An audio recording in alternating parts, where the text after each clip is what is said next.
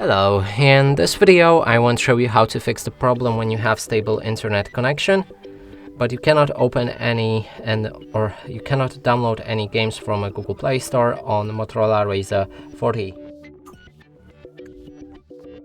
And to do this, let's open our Google Play Store. Right here, if we try to install basically anything,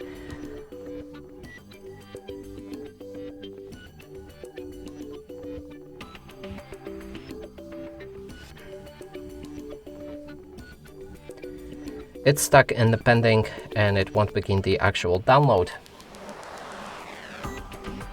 We can cancel it for now and move on to the fix. So open your settings, scroll down to the bottom and enter system, then go for the date and time, and here make sure that the set time automatically is enabled.